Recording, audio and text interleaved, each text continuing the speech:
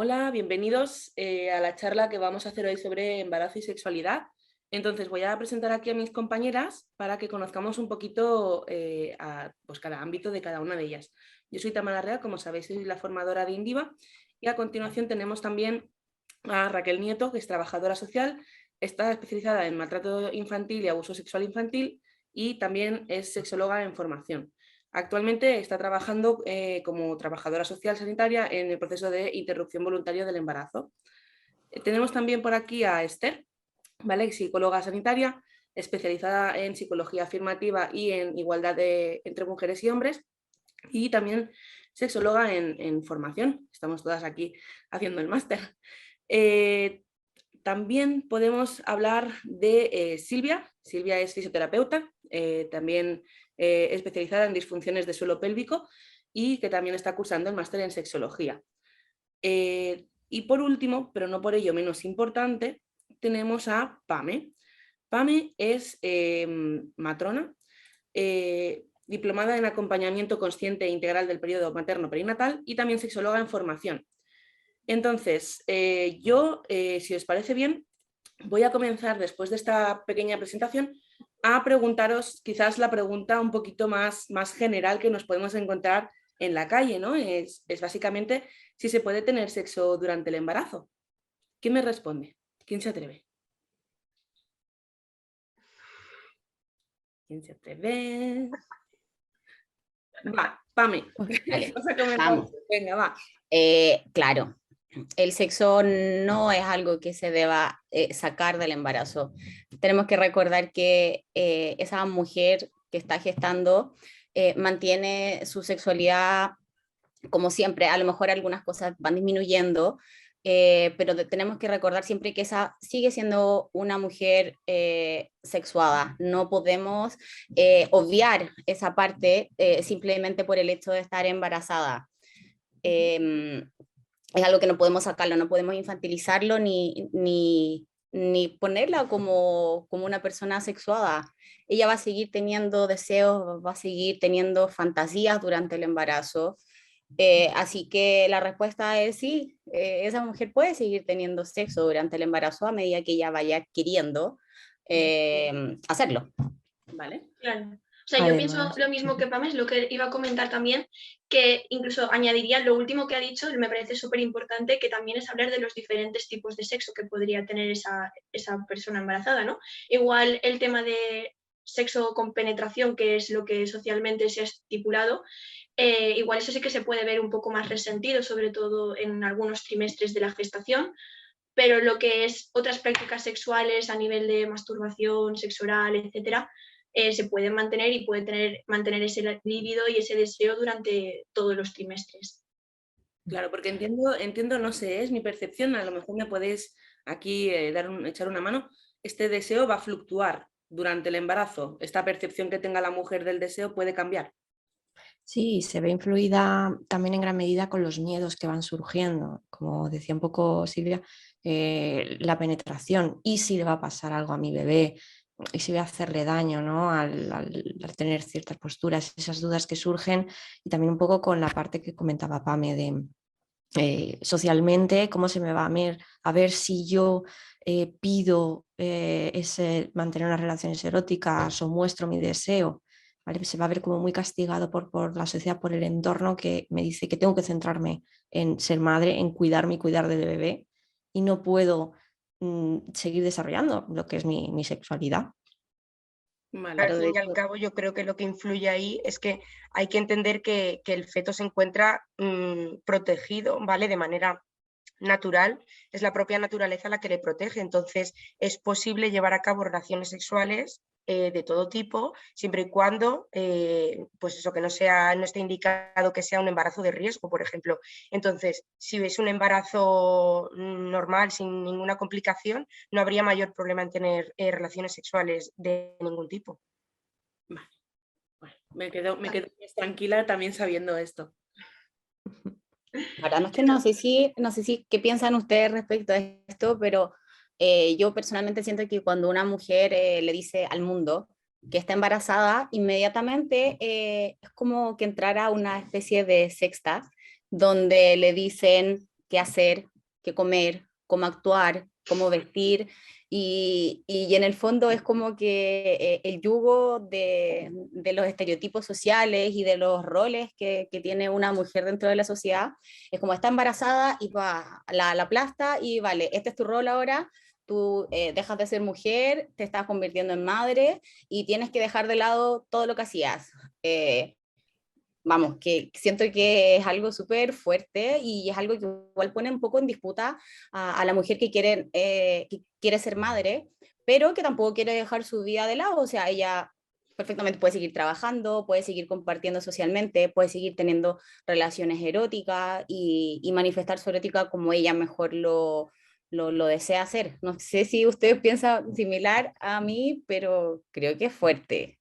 100%. Sí, a mí me parece súper fuerte, bueno, lo que estabas comentando, pero también, o sea, yo creo que tampoco podemos olvidar los cambios físicos que va a tener esa mujer, porque eso también va a provocar que haya ciertos cambios en esa erótica, ¿no? O sea, está muy bien que ella se empodere y, por supuesto, tiene que vivir su erótica de forma libre, pero eso también va a influir, o sea, sus cambios físicos van a influir en su forma de ver la erótica. Seguramente esa misma mujer, unos meses antes, igual disfrutaba de ciertas prácticas sexuales o de cierta excitación de alguna manera, y por esos cambios, como son, por ejemplo, en el primer trimestre, las náuseas, los vómitos, todos los cambios a nivel físico, que son el cansancio, la fatiga, puede ser que sí que se vea involucrado todo esto a la hora de mantener un libido más elevado o de mantener ciertas prácticas sexuales, ¿no?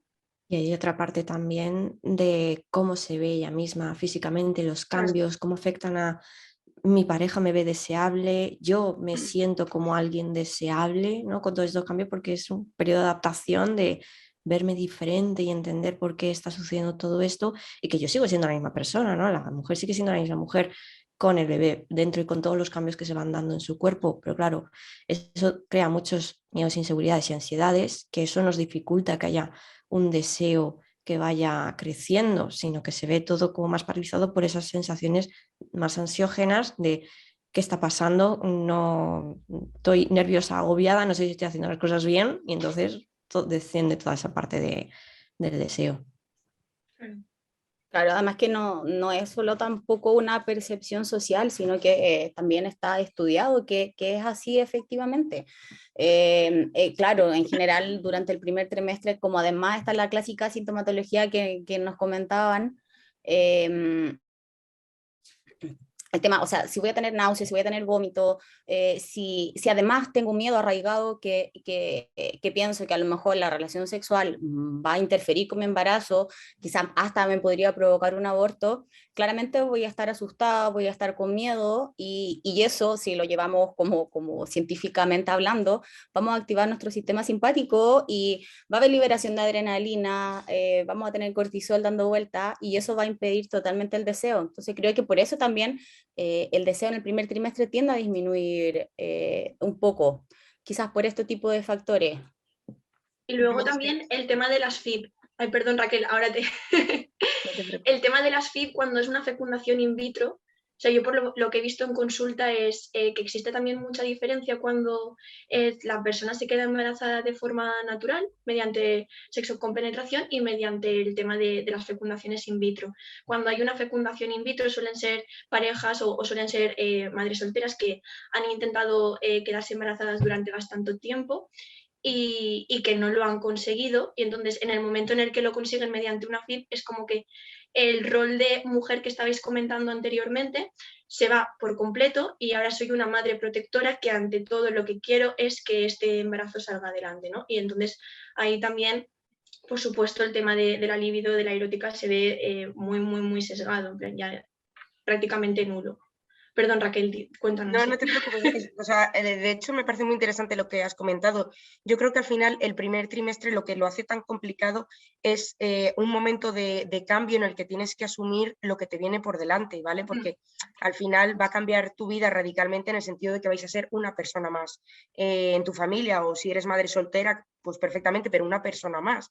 Entonces se junta con que yo creo que físicamente son la sintomatología más desagradable, y también la parte psicológica de decir, vale, o sea, ojo lo que me viene por delante, que me va a cambiar la vida a partir de este momento. Entonces, si a eso le sumamos el factor, el valor miedo, pues ya dices, es que ya es lo que me faltaba para tener un primer trimestre horroroso, que es un poco lo que solemos oír todas, de que el primer trimestre es la parte más dura del embarazo.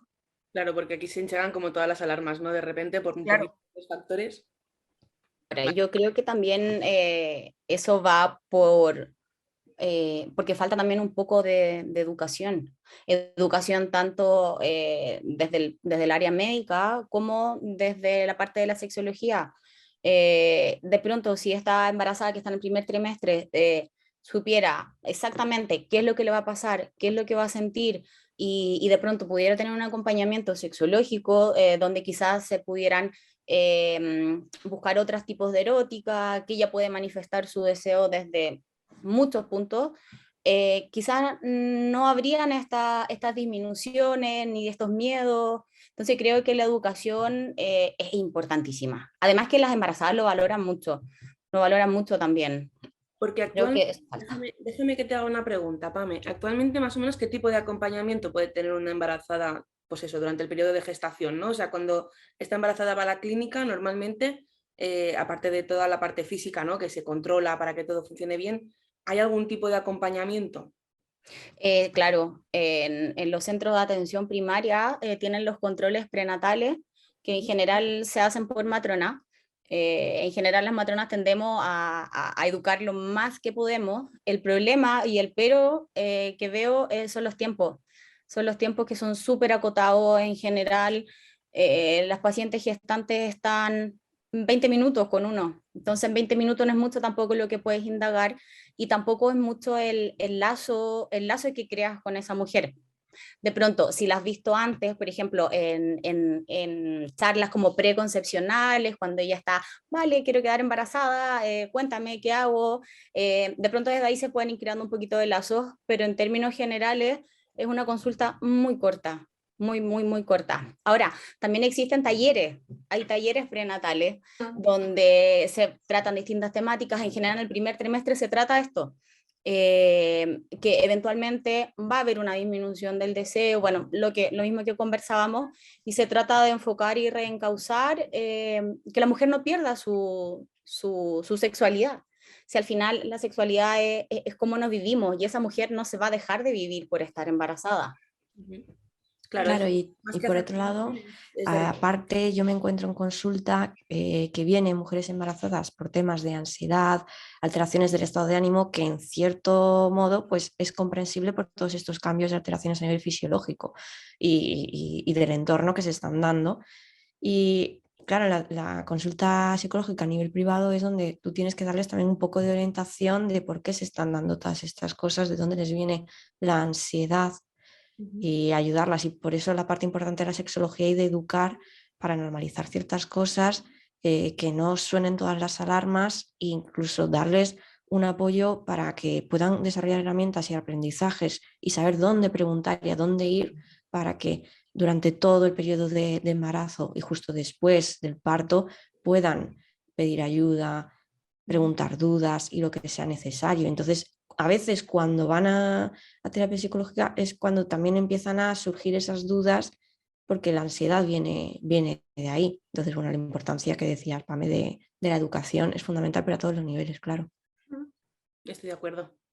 Y yo creo que como equipo multidisciplinar que somos en general, ¿no? Que, por ejemplo, aquí en la charla que somos de diferentes campos y diferentes ámbitos, tenemos la obligación moral, ¿no? de intentar hacer que estas mujeres se sientan lo más cómodas posibles hablando de este tema, porque parece que socialmente hablar de este tema durante el embarazo es un tema tabú, ¿no? Entonces, yo, por ejemplo, lo que veo en consulta, que en mi ámbito es el ámbito privado, entonces la mujer viene con mucho miedo durante el primer trimestre a cualquier tipo de exploración intracavitaria.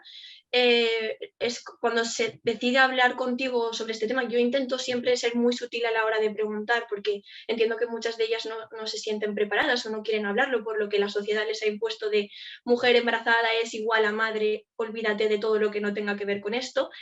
Y siempre intento eso, ¿no? Que se sientan cómodas, que se sientan en un espacio seguro y darles a entender que jolín, que existen muchos tipos de erótica que no se tienen que culpabilizar por tener deseo y que intenten eso, incluso en solitario, en pareja, con otras personas como ellas lo deseen, pero que no son culpables por eso y que siguen siendo buenas madres y que no tiene que suceder absolutamente nada por tener o mantener relaciones. Ujú. Yo creo que al final, si os dais cuenta, creo que todo gira en torno a empoderarlas. Es que no es ni más ni menos que eso. O sea, cada una desde su disciplina tiene que empoderar a las mujeres embarazadas en este caso, ¿vale? Focalizando en cualquiera de esas cosas. Porque yo, por ejemplo, también, pues por la parte mía del trabajo, a mí la parte que me toca tal vez es lo que normalmente no lo vemos tan positivo del embarazo, ¿vale? Porque yo trabajo en la clínica donde se hacen interrupciones voluntarias del embarazo y digamos que esa es como la parte más desagradable de todo esto, pero lo vas viendo cuando trabajas allí y al final también es un acto de empoderamiento, esa responsabilidad de poder decir no quiero, no puedo seguir con este embarazo. Voy a llevarlo a cabo, ¿vale? Entonces que muchas veces lo vemos como muchas veces se hace por irresponsabilidad. Bueno, pues yo creo que nada más lejos de la realidad, porque también es empoderante el poder decidir sobre tu propio cuerpo, continuar o no continuar. Por ejemplo, la ley ahora actualmente en España contempla la interrupción voluntaria del embarazo hasta la semana 14 por la Seguridad Social, ¿vale? Entonces te lo cubre luego los servicios sanitarios, igual que los servicios sociales, en este caso que choca el uno con el otro, son competencia autonómica. Entonces ya luego hay pequeñas cosas en función del lugar de España del que se trate, pero la semana 14 es hasta donde está permitido hacerlo, y a continuación de la semana 14, pues por motivos de malformaciones, pues por una amniocentesis o cualquiera de estas pruebas, se puede hacer evidentemente sin ningún problema, pero como por voluntad propia sería hasta ese momento. Se suele hacer así un poco como por desarrollarlo un poco, con anestesia local, ¿vale? Solamente es una intervención que es muy sencilla, suele durar 8 o 10 minutos, es muy breve, te dan una pastilla para dilatar el cuello del útero y luego en el quirófano se hace en un ambiente, o sea, en un ámbito clínico, con un poquito de anestesia local en el cuello del útero, es la única medicación que hace falta para llevar a cabo la intervención. Y el tiempo tan breve pues facilita mucho a las mujeres la parte emocional, porque muchas veces vienen un poco devastadas en ese sentido, y el ver que dura tan poco, pues eso ayuda. Eso es una de las cosas que la ciencia ha avanzado y que ha ayudado muchísimo a ese mal trago, digamos, que tienen que vivir las mujeres. Y luego también hasta la semana 7 está permitido hacerlo mediante pastillas, que es un acto que tiene un poquito más de riesgos, en el sentido de que, claro, dejas del lado del cuerpo que sea él capaz de expulsar todo lo que tienes en el útero. Entonces, muchas veces pueden surgir complicaciones, entre comillas, de que el cuerpo no sea capaz de expulsarlo todo por sí solo, y al final acabes también haciéndolo por la parte del quirófano para eliminar toda la posibilidad de tener una posible infección después de esto. Claro, porque al final nos estamos encontrando con mujeres que tienen pues muchas mochilas diferentes, por decirlo de alguna manera, ¿no? Que podemos encontrarnos con mujer que a lo mejor el embarazo le cause tal estrés que igual el estrés es peor que el embarazo en sí, ¿no? Por supuesto. Y también que yo creo que la situación socioeconómica actual no ayuda mucho hoy en día a poder o a tener ganas tan siquiera de continuar un embarazo. Que también está muy idealizado en ese sentido, pero es una realidad. Y ahí detrás un poco de lo que comentabas, Raquel, de la responsabilidad y de esa idealización, ¿no? En sociedad lo que hemos aprendido es pues, que de toda la vida son las mujeres las que se encargan de los cuidados, entonces se encargan del embarazo, y cuando tienen que nacer el bebé es como que ya tienen que saber qué es lo que tienen que hacer y son 100% responsables de ello. Afortunadamente va cambiando la cosa, y cuando viven en pareja, la pareja también está aportando en los cuidados que necesita una criatura recién nacida. Pero claro, ahí hay a nivel psicológico una gran carga de responsabilidad y de culpabilidad si no está cumpliendo con lo que se espera de ella como futura madre, que aunque no haya nacido todavía, ya se espera ya ciertas cosas, y una de ellas es esto, pues te lo has currado tú, en el sentido de te has quedado embarazada, no sabemos cuál es la razón, si era o no, y te toca encargarte de ello. y eres tú la única persona que se va a encargar de ello porque lo vas a llevar dentro. Entonces esto genera una gran presión y muchas veces, claro, no estamos preparadas, sobre todo a ciertas edades, no se está preparada para poder hacerse cargo de lo que es un ser vivo, un ser humano que conlleva sus responsabilidades. Entonces aquí la parte de responsabilidad de soy capaz, tengo los recursos, tengo los apoyos, es muy importante de aprender a gestionar toda esa parte. Que al final es tan importante como ese acto de lo que tú dices, de darte cuenta de tus recursos y de que es una responsabilidad que es de por vida. Más ahora, porque la verdad es que dices, ¿qué pasa? Que tienes que pagar cosas a tu hijo o a tu hija hasta los 18 años. ¿Qué va? Pero si a veces hasta los 30 años y sigues viviendo en casa de tus padres. Entonces, eso da vértigo. O sea, yo me imagino quedarme embarazada ahora y decir, pero que a lo mejor tengo que dar de comer a una persona hasta los 30 años. Imposible, ¿sabes? Entonces, claro, es como yo lo veo al final porque yo me he normalizado ya, ¿no? En ese campo, pero al final es un acto de responsabilidad continuar con el embarazo, igual que es un acto de responsabilidad decidir interrumpirlo, porque al final tienes que poner en valor la calidad de vida que tú puedes dar a otro ser vivo, ¿vale? Entonces, es tan responsable una opción como lo es la otra. Yo siguiendo un poco con lo que estaba diciendo Esther, lo que se está viendo también mucho, no sé si estaréis de acuerdo, supongo que sí, es el prototipo de mujer que puede con todo, ¿no?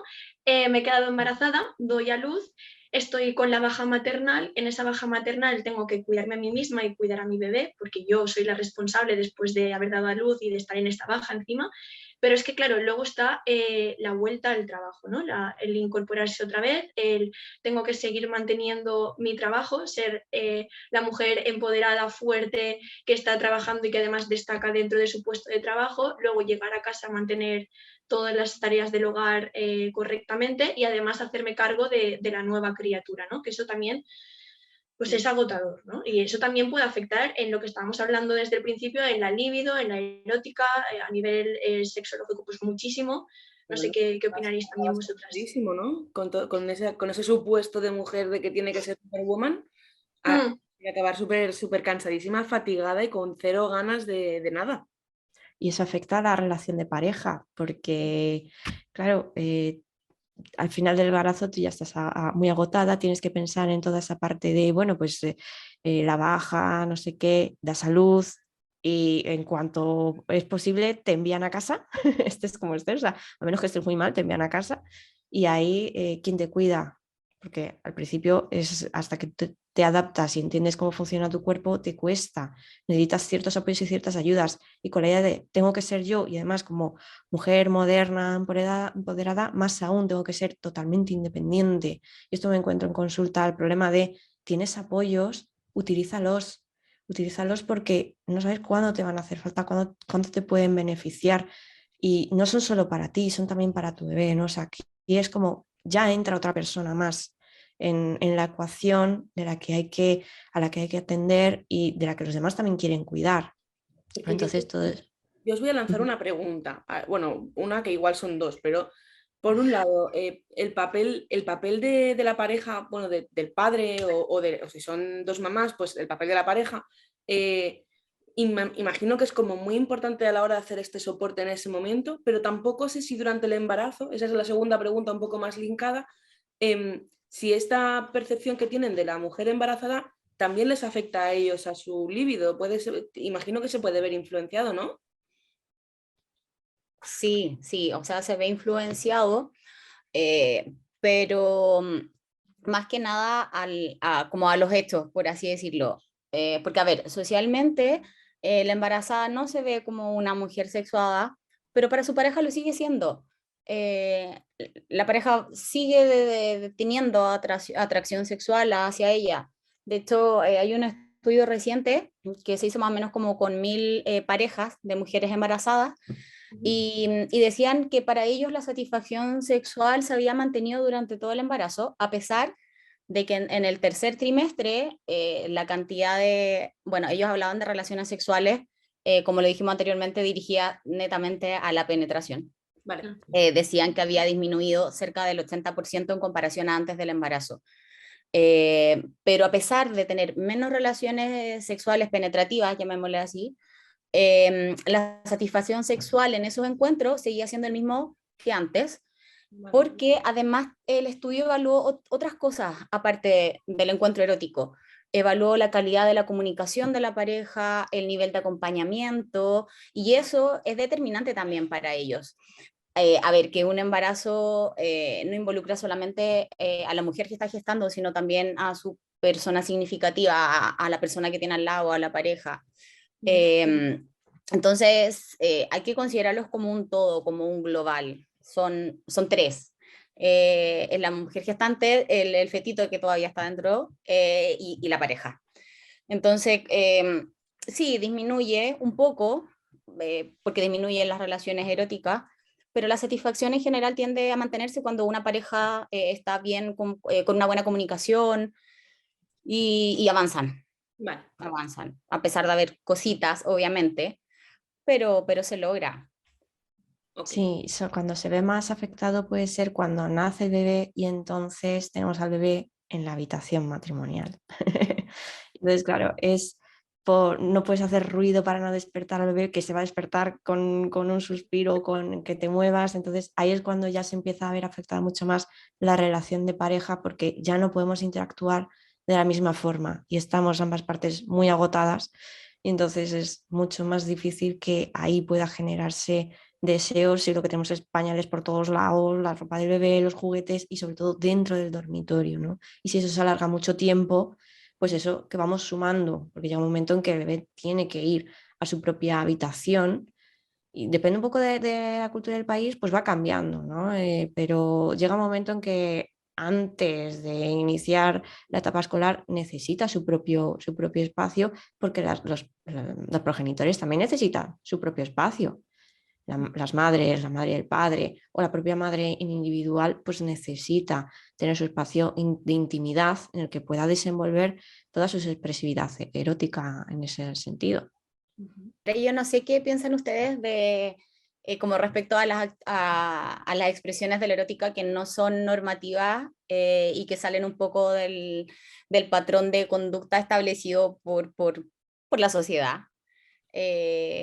¿Qué opinan? ¿Qué opinan ustedes respecto a eso? Yo realicé también como una pequeña investigación, una revisión bibliográfica acerca del BDSM en el embarazo.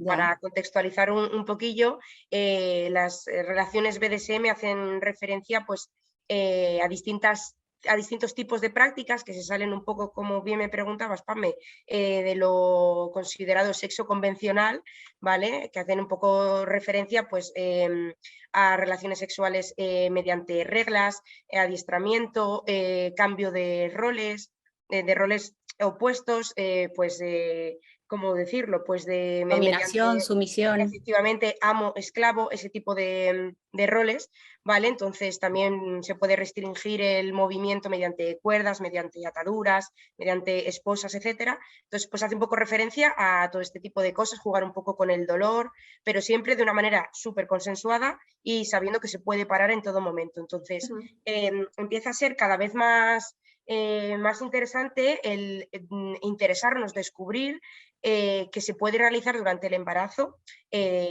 otras prácticas que se salen un poco de lo convencional, como decía, porque hasta el momento, claro, hemos pasado en un breve periodo de tiempo de decir, en el embarazo prohibido tener sexo, es que no se puede, porque lo daña. La ciencia ya ha investigado en esa línea y ha visto que no es peligroso, como decíamos antes, mientras no haya un embarazo de riesgo o pues eso, tener que tener cuidado por algún motivo en concreto médico que te hayan avisado. Entonces, mientras todo vaya bien, se puede tener relaciones sexuales convencionales, se pueden tener relaciones sexuales BDSM que no comprometan la vida perfectamente del feto, porque, por ejemplo, con las ataduras, las típicas cuerdas que se pueden poner mientras no las pongas por la zona de la tripa, ¿vale?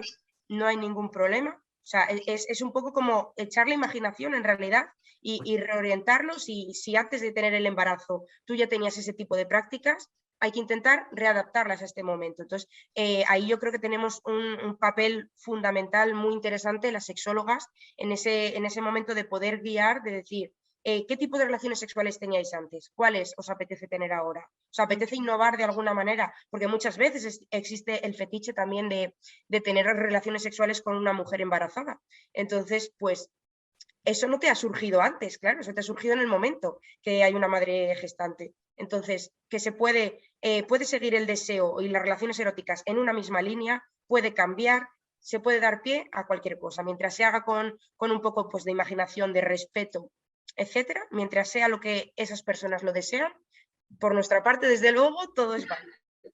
Yo la única práctica que desde la vereda profesional quizá sugeriría dejarla de hacer durante el embarazo es la asfixia. Más que nada por los cambios fisiológicos que pasan en el cuerpo de esa mujer. Yo la asfixia quizá le diría, bueno, de pronto podrían dejar esa práctica para después, pero netamente por cosas fisiológicas del cuerpo Claro. de la mujer. Pero me parece que, como dijiste tú, todo lo demás se puede seguir haciendo perfectamente. Claro, al final, Es súper interesante. Sí, Muy hay que tirar un interesante. poco de lógica. Por ejemplo, es lo que tú dices, la asfixia no, pues lo que yo decía, la tripa tampoco. Por ejemplo, los Claro. pechos, en función, los pechos del trimestre en el que te encuentres, pueden causarte más dolor, menos dolor. Entonces, claro, hay que tener en cuenta que estamos llevando al cuerpo de la mujer un poco al límite, entre comillas, de está experimentando sensaciones muy nuevas, sensaciones muy delicadas. Entonces hay que intentar no jugar con esas cosas, pero por ejemplo que las ataduras de las manos, de las extremidades en general, no comprometes a nada en ese sentido.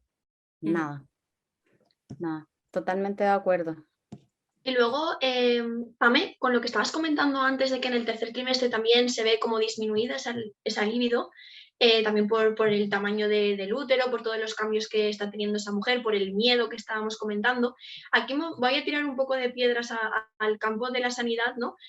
A nosotras en concreto, que igual no estamos dando las órdenes correctas o no estamos explicando correctamente esto, porque lo que sí que me he visto, igual durante el principio del tercer trimestre, es mujeres con mucho miedo que no tienen este tipo de práctica, pero final del tercer trimestre, a partir de la semana 38 aproximadamente, todo desde el campo de la sanidad hay que practicar relaciones sexuales, hay que incentivar el parto, cuantas más relaciones sexuales mejor, porque así es un estimulante para contracciones del útero y ahí sí se puede adelantar el parto para que para que nazca el bebé en la semana 40, etcétera, ¿no? No sé si eso también lo has visto tú en clínica, porque a mí sí que me ha pasado bastante. Sí, ahora no se recomienda a ver, las relaciones pueden pasar. Cuando ya nos acercamos sobre las 37 semanas, ya ese fetito está maduro para nacer. No es lo ideal que nazca a las 37 semanas porque es recién el inicio de los 9 meses. Claro. Pero claro, cuando ya nos vamos extendiendo la semana y de pronto llegamos a la semana 40, vamos camino a la semana 41, incentivamos a esa gestante a que tenga relaciones sexuales de tipo penetrativo, Claro. porque el semen contiene prostaglandinas y las prostaglandinas lo que hacen es ablandar el cuello del útero y estimulan la producción, bueno, al ablandarla al cuello del útero va rompiendo como los enlaces de colágeno y el útero se vuelve más blando y se vuelve más como perceptivo, por así decirlo, a las contracciones que hay, que en general son, si no ha iniciado trabajo de parto, son contracciones que te sirven más como para masajear el útero, pero al estar ese cuello más receptivo a las contracciones, se va a empezar a dilatar. Entonces, sí, las relaciones sexuales en el fin del embarazo, como para desencadenar el trabajo de parto, ayudan bastante, la verdad. Ayudan Claro. mucho. O sea, yo lo que me he encontrado ha sido eso, que miedo, protección a tope y llega la semana 38 y es, Silvia, es que es obligación, ¿no? Que eso es lo que yo creo que desde el ámbito de la sanidad se está imponiendo y desde el campo de la sexología deberíamos también estar presentes en esa atención primaria y poder dar otro tipo de herramientas, porque, jolín, cualquier tipo de relación sexual tiene que ser consensuada y tiene que ser deseada. O sea, por mucho que tú estés a punto de dar a luz y sea un método para que se pueda aumentar el proceso o que se vaya agilizando ese proceso, sigue siendo algo que tiene que ser consensuado y deseado. Entonces, cuando a mí alguien me viene y me dice, no, es que me han obligado, o sea, jolín, qué fuerte, ¿no? Qué palabra más fuerte a la hora de mantener cualquier tipo de relación. Claro, es que ahí la educación está mal dirigida porque no te pueden obligar a tener relaciones sexuales. Claro. Sí, a ver, que si bien es cierto el deseo disminuye un poco, es bueno que la mujer sepa que eso podría ayudar, pero que si no tiene relaciones sexuales no pasa nada. Claro, Y no es algo que, ahí está, claro, la educación ahí que se hace desde el ámbito de la sanidad está mal dirigida y bueno, de pronto sobre todo desde los médicos, que quizás tienden a ser un poco menos empáticos, son como mucho más normados y claro, y le dicen a la mujer, bueno, y vaya a tener relaciones con su pareja, suponiendo que todas las mujeres gestantes tienen pareja hombre con pene. Claro. Entonces, ahí también Tela. hay un sesgo bastante grande. Porque yo Entonces, lo que había sí, es entendido. bastante, bueno, es bastante cuestionable el hecho de que te vayan, o sea, de que te digan, bueno, tienes que ir a tener relaciones sexuales. No, no, que yo creo que está totalmente equivocado, pero sí ayuda, por lo que les dije. Sí, Pero porque, siempre tiene que ir, como decía Silvia, de la mano del deseo. O sea, si esa mujer claro. no quiere, ya está, no Lo que quiere. os iba a preguntar es, porque a mí me suena mucho, igual estoy equivocada, que desde las clases de preparación al parto se dan herramientas para trabajar esto. No sé si es cierto o simplemente es como decía Silvia, ¿no? Que te damos herramientas, pero la herramienta es que tienes que tener sexo y ya, porque pasa esto y ya está. Entonces, no sé Sí, si desde ahí se dan herramientas para mejorar, pues no sé, pues la comunicación, el deseo, todo esto, o simplemente es dar una guía y tú lo haces. a ver, yo lo que he visto, también es verdad que puedo hablar poco en este tema porque yo, o sea, en el ámbito de la fisioterapia especializada en suelo pélvico no estamos dentro de la sanidad pública en ese tipo de herramientas que se suelen dar, pero en tiempos de COVID que estamos actualmente, se ha visto también muy afectado este tipo de talleres, ¿no?